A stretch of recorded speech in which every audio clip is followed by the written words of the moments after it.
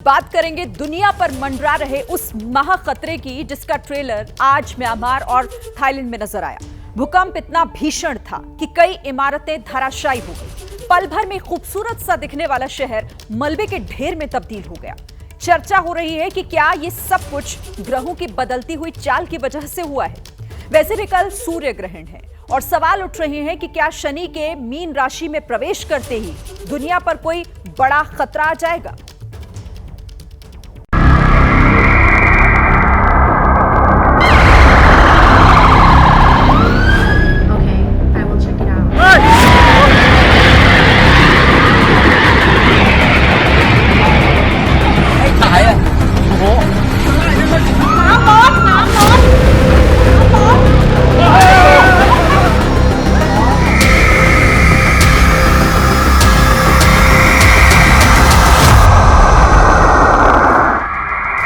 शनि बदलने वाले हैं चाल, उससे पहले ही आ गया भूचाल।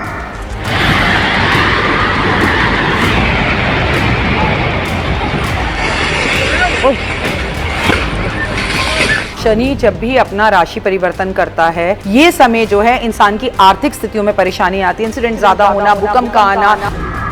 शनि के घर बदलने से पहले 3 देशों में दिखा तबाही का ट्रेलर।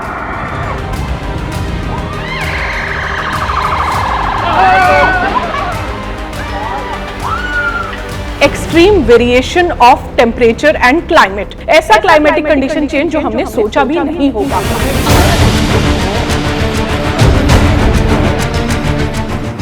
शनि राहु योग से पहले भूकंप, दुनिया भर में मच गया हड़कंप।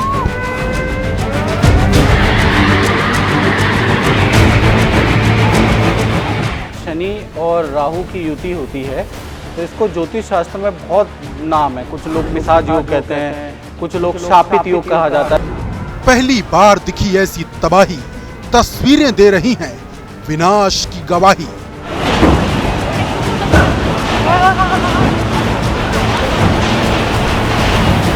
एशियन कंट्रीज को इस समय पे काफी ज्यादा सतर्क होने की जरूरत है।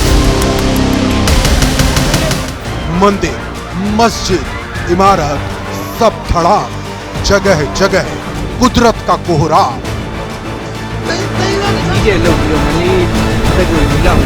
पूरे शनि की जो ये 51 दिन युति जो बन रही है, ये कहीं ना कहीं भूकंप के लिए, आर्थिक स्थिति के लिए, युद्ध के हालात के लिए बहुत अच्छी नहीं है।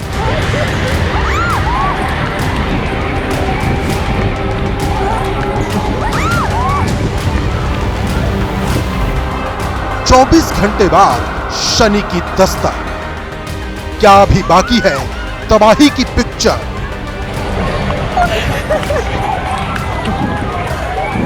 मीन राशि के अंदर ये युति बनेगी और 51 दिन तक बनने वाली है, जिसके अंदर भूकंप के झटके आपको दिखेंगे।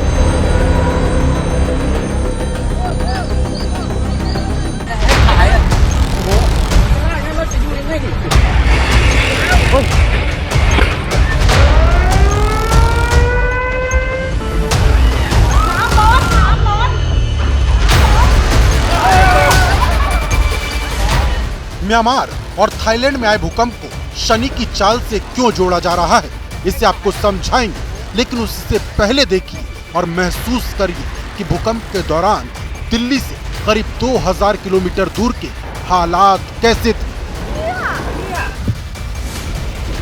इस वीडियो को देखिए। म्यांमार में धरती ऐसी डोली कि सब कुछ हिलने लगा, लोग हिलने लगे, प्लेटफॉर्म पर खड़ी मेट्रो हिलने लगी। भूकंप के दौरान सिर्फ मेट्रो ही नहीं हिल रही थी, पूरा का पूरा शहर हिल रहा था। सड़क पर खड़ी गाड़ियां हिल रही थी और लोगों का दिल कांप रहा था। बैंकॉक में मानो सब कुछ हिल रहा था।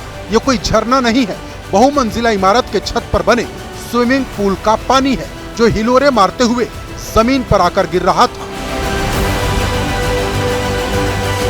सड़क पर गाड़ियां जहां थी वहीं रुक गई। तभी कार सवार एक शख्स ने अपने मोबाइल में ऐसा वीडियो कैद किया जो इस भूकंप के विनाश की सबसे बड़ी गवाही है।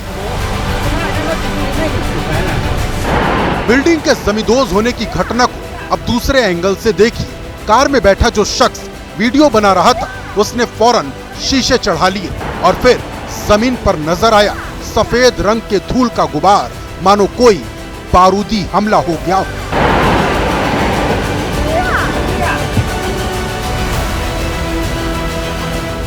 भूकंप से गिरती हुई इस इमारत को कई लोगों ने अलग अलग एंगल से अपने मोबाइल में कैद किया। लोगों को पहले ही आभास हो चुका था कि ये इमारत अब ज्यादा देर तक खड़ी नहीं रह पाएगी और पलक झपकते ही इमारत मिट्टी में मिल गई।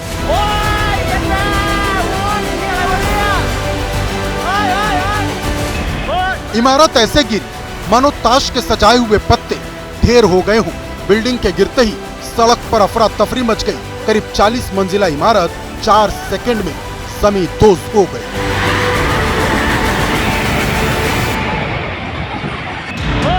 इमारत के गिरने का ये सबसे नजदीकी वीडियो है।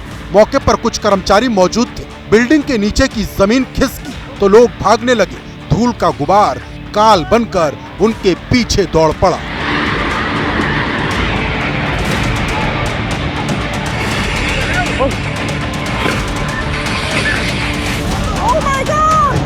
क्या आपने ऐसी तबाही कभी पहले देखी है? भूकंप तो कई बार आए, लेकिन क्या कभी ऐसा भूकंप देखा है? बहुमंजिला इमारत की छत से स्विमिंग पूल का पानी ऐसे गिर रहा था मानो शंकर जी की जटाओं से गंगा का प्रवाह हो रहा है।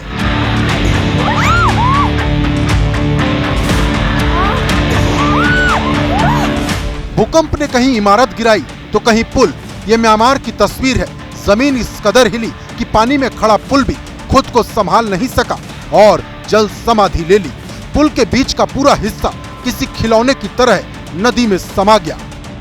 इस विनाशकारी भूकंप ने म्यांमार और थाईलैंड की सड़कें उखाड़ दी। ऐसा लग रहा है मानो भूकंप ने धरती को चीर दिया है। सड़कों पर कहीं गड्ढे हो गए तो कहीं मोटी मोटी दरार पड़ गई। भूकंप ने म्यांमार को क्या से क्या बना दिया है, उसकी एक और बानगी देखिए।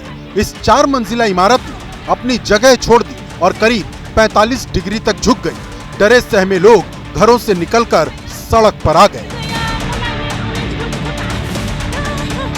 इसी तरह कई और मकान या तो गिर गए या लटक गए। तबाही ऐसी आई कि इन तस्वीरों को देखकर ही लोगों का दिल दहल गया। सड़क पर चीख पुकार मची थी। लोग बदहवास हालत में भाग रहे थे। पता नहीं था कब, कहां और कौन सी इमारत गिर जाएगी। जहां देखो वही तबाही, जिधर नजर घुमाओ वही खौफनाक मंजर।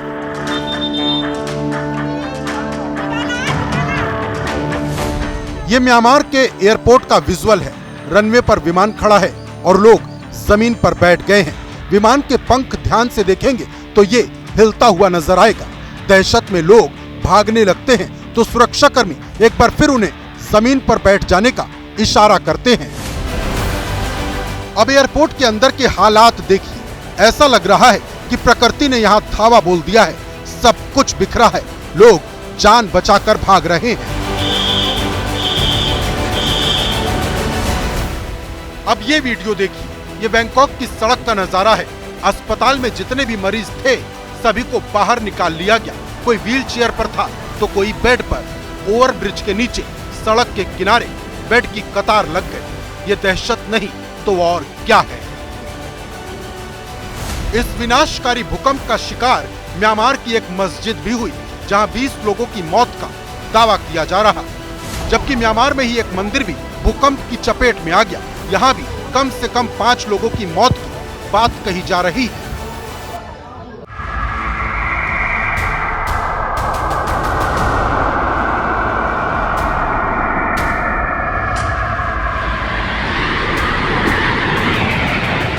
अब आते हैं अपने सवाल पर। क्या म्यांमार और थाईलैंड में जो हुआ उसका कनेक्शन ग्रहों की चाल से है? ऐसा क्यों कहा जा रहा है वो बताएंगे। उससे पहले ज्योतिषाचार्यों की वो बात सुनिए जो वो पिछले कई दिनों से कहते आ रहे हैं।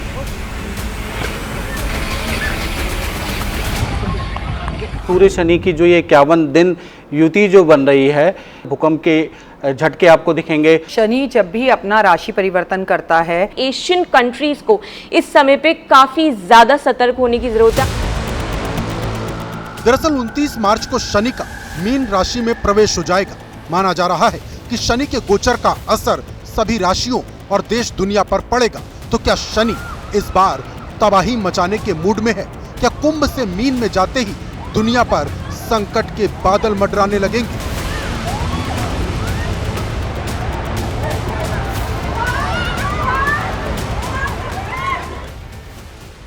राशि चक्र से जुड़े 4 तत्व होते हैं, अग्नि, पृथ्वी, वायु और जल। मीन में जल तत्व है। जल राशियों का पृथ्वी, अग्नि और वायु से संबंध है और ज्योतिष मानते हैं कि ये संबंध कभी कभी घातक साबित होते हैं। और जल के राशि में जाने के कारण जल तत्व का जो कुछ खेल है इसमें बड़ा विकार एक उत्पन्न कर देगा। कोई ना कोई बीमारी भी दे सकता है या हमारी सेना के साथ कोई ना कोई या अनहोनी का भी एक कारक बन सकता है। शनि वक्र गति में रहेंगे, उल्टी गति के चाल में चलेंगे। वो कोई पश्चिम दिशा उत्तर दिशा के लिए ठीक नहीं है। कहीं अतिवृष्टि होगी, कहीं इतना बरसात करेगा ये कि आदमी परेशान हो जाएगा। और पहाड़ों के क्षेत्र में कहीं ना कहीं वर्षा ऋतु काल में अनहोनी का ये संकेत देगा। शनि का सबसे खतरनाक योग राहु के साथ बन रहा है। ज्योतिष में 3 ग्रहों को पाप ग्रह माना जाता है, शनि, राहु और केतु। ज्योतिष शास्त्र कहता है कि अगर 2 पाप ग्रह एक साथ आते हैं तो अशुभ होने की संभावना बढ़ जाती है। ये योग बहुत ही खतरनाक होता है।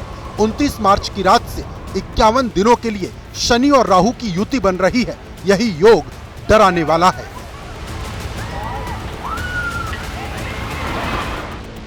थाईलैंड और म्यांमार में भूकंप के आने के पीछे एक और वजह बताई जा रही है।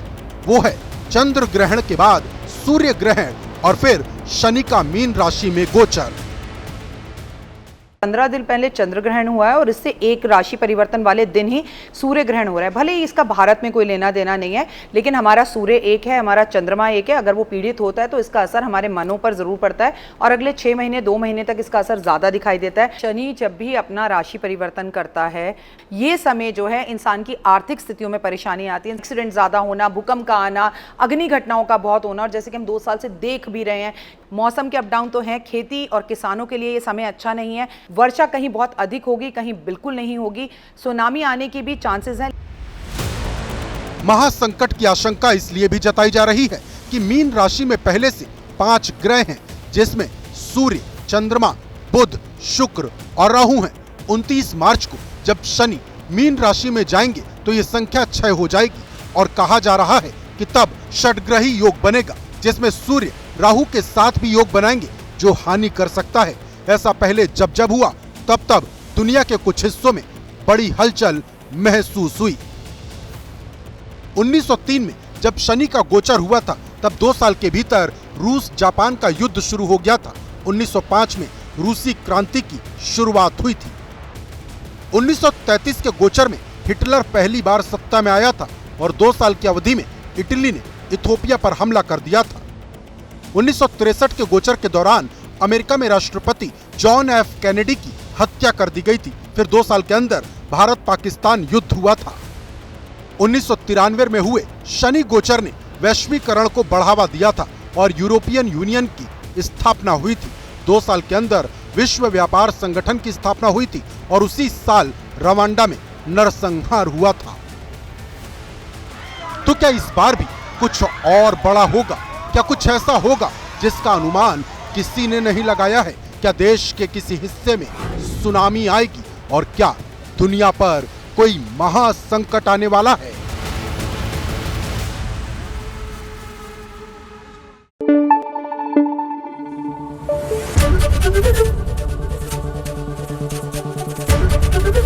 एबीपी न्यूज आपको रखे आगे।